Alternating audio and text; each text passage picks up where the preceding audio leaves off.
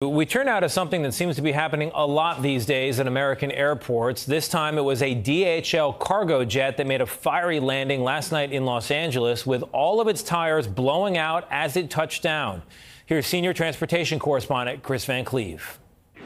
Dramatic video overnight as a string of fire erupts from the landing gear of a Boeing 737 cargo plane shortly after landing at LAX. Another pilot watching it happen called for fire engines. There's a fire on the 25 left. Send the trucks. The cargo plane flying for DHL was coming from Phoenix. The FAA says it appears after landing the plane's brakes locked and 4 tires blew, causing the fire. Dragster 1814, we're calling the trucks. Copy. Yeah, this is Dragster 1814. Our brakes locked up there. Dragster 1814, roger. The emergency vehicles will be out shortly.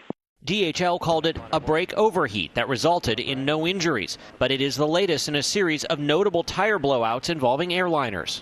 It's extremely rare to have a situation where the tires would lock up and blow and have a brake fire in this case. Airline captain Laura Einsettler.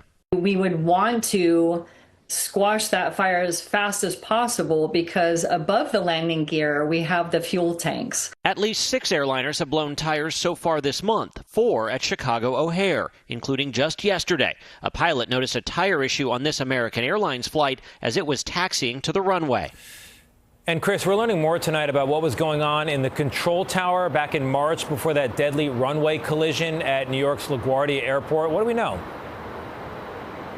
Yeah, well, we have learned, sources tell us, that 2 controllers actually left early that night, leaving just those 2 controllers to deal with an on-field emergency and that Air Canada regional jet that was landing that eventually collided with the fire truck, killing the 2 pilots. The FAA is now moving to fire those controllers who left early.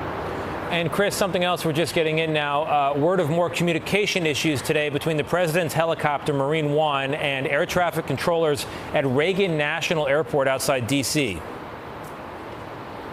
Yeah, Tony, back up to earlier this month. Remember, Air Force One took off and ended up coming in relative proximity to an airliner that was taking off from Washington Reagan National Airport. That's not supposed to happen. It was determined there was a communications issue. The FAA said they moved and intended to solve the problem. But again, today, Marine One and the tower had trouble getting in touch with each other. It was another aircraft that told controllers that Marine One was preparing to lift off. Tony? All right, Kris, thank you very much.